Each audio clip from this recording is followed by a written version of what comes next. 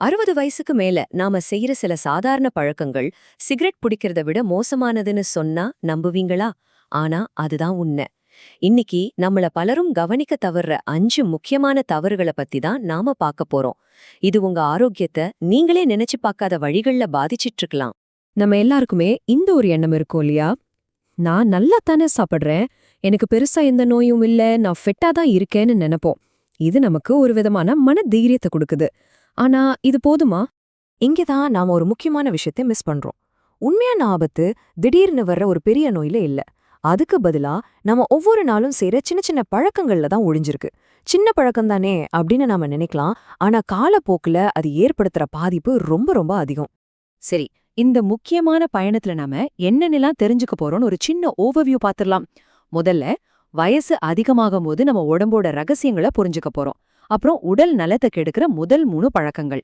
அதைத் தொடர்ந்து நம்ம மனசையும் மூளையையும் பாதிக்கிற விஷயங்கள், நாம தவிர்க்க வேண்டிய எண்ணங்கள், கடைசியா ஆரோக்கியமான வாழ்க்கையை எப்படி தொடங்குறதுன்னு பார்க்க போறோம். சரி, வாங்க விஷயத்துக்குள்ள போலாம்.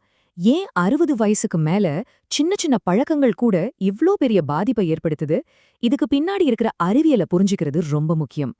இதை இப்படி புரிஞ்சுக்கலாம். ஒரு 30 வயசுல இருக்கிற ஒருத்தரோட உடம்பு ஒரு தப்பு செஞ்சா அதுல இருந்து சுலபமா மீண்டு வந்துடும். ஆனா 60 வயசுக்கு மேல நம்ம உடம்போட செல்கள், மூட்டுகள்னு எல்லாமே மெதுவா மரத் தொடங்குது. உடம்போட அந்த ரெக்கவரி ஸ்பீட், அதாவது மீண்டு வர்ற வேகம் ரொம்பவே குறைஞ்சிடுது.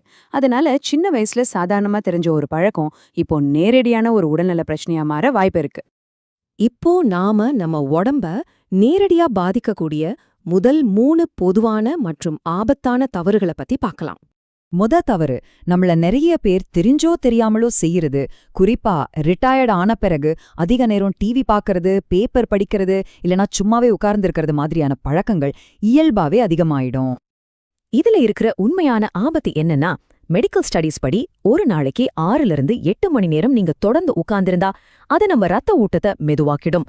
இதனால மூட்டுகளோட இயக்கம் குறைஞ்சு அது பலவீனமாகுது. இதை விட முக்கியமா, மூளைக்கு தேவையான ஆக்சிஜன் அளவு குறையறதால நம்ம உடம்பு மெதுவா சோர்வடைய தொடங்குது. இதுக்கு சென்னையை சேர்ந்த ராமசாமியோட கதை ஒரு நல்ல உதாரணம். 68 வயசான அவரு ரிட்டையர்மெண்ட்க்கு பிறகு அதிக நேரம் டிவி பார்க்க ஆரம்பிச்சாரு.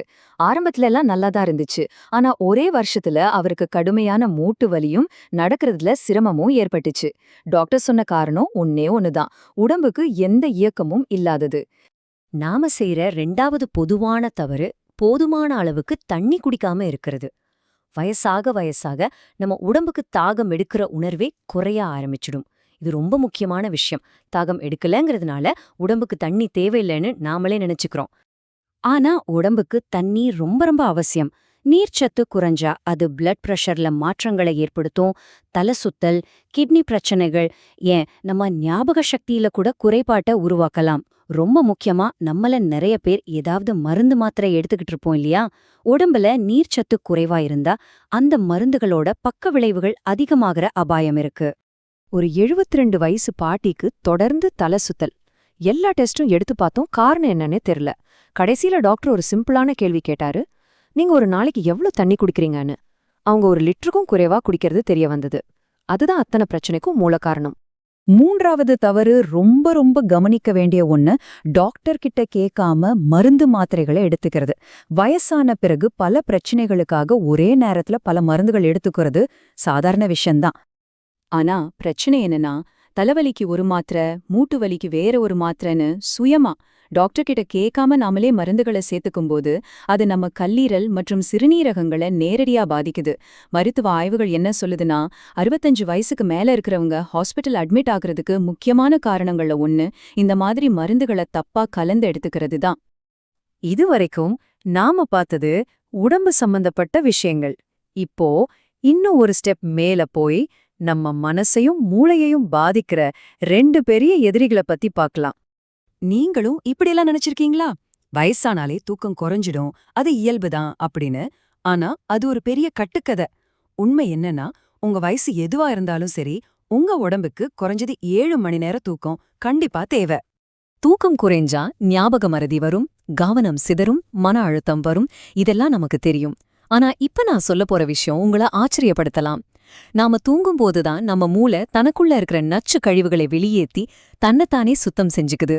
ஒரு டீடாக்ஸ் மாதிரி. இந்த முக்கியமான வேலைக்கு ஆழ்ந்த தூக்கம் அவசியம். தூக்கம் சரியா இல்லனா மூளையோட இந்த கிளென்சிங் ப்ராசஸும் நடக்காது. இப்ப நம்ம பார்க்க போறது 5வது தவறு. இது இந்த மொத்த வீடியோவிலேயே ரொம்ப முக்கியமான, ஆனா பலரும் கண்டுக்காத ஒரு விஷயம். தனிமை. வயசாகும்போது நண்பர்களோட வட்டம் குறையுது, பிள்ளைகள் வேலை காரணமா வெளியூர்ல இருக்கலாம். இதனால தனிமையில செலவிடுற நேரம் அதிகமாகுது.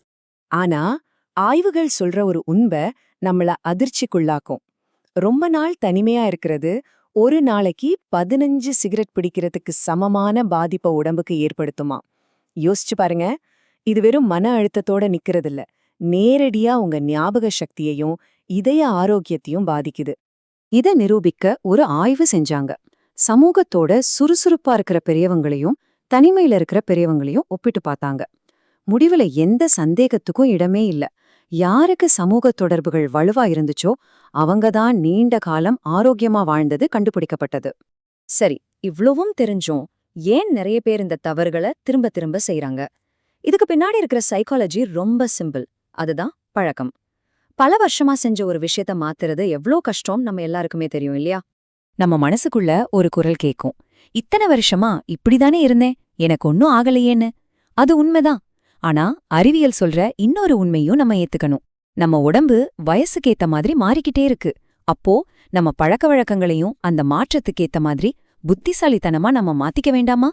இதெல்லாம் கேட்டதும் ஒரு சின்ன பயம் வரலாம். ஆனா பயப்படவே தேவையில்ல. இது ஒரு முடிவில்ல, இது ஒரு புது ஆரோக்கியமான வாழ்க்கையை தொடங்குறதுக்கான ஒரு வாய்ப்பு.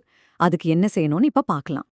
நாம ஞாபகம் வச்சுக்க வேண்டியது இந்த 5 விஷயங்கள் தான். விஷயம், சுறுசுறுப்பா இருங்க, ஒரே இடத்துல ரொம்ப நேரம் உட்காராதீங்க. 2வது, உடம்புக்கு தேவையான தண்ணிய குடிங்க. 3வது, ரொம்ப முக்கியம், டாக்டரை கேட்காம ஒரு மருந்தும் கழிக்காதீங்க. 4வது, தூக்கத்தை ஒரு வேலையா நினைச்சு 7 மணி நேரம் ஒதுக்குங்க.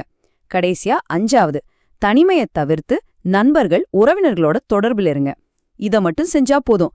ஒன்னு மட்டும் ஞாபகம் வச்சுக்கோங்க, 60 வயசுங்கிறது வாழ்க்கையோட முடிவே இல்ல. அது புத்திசாலித்தனமா ஆரோக்கியமா வாழறதுக்கான ஒரு புது ஆரம்பம். அந்த ஆரம்பத்தை நாம இன்னைக்கே தொடங்குவோம்.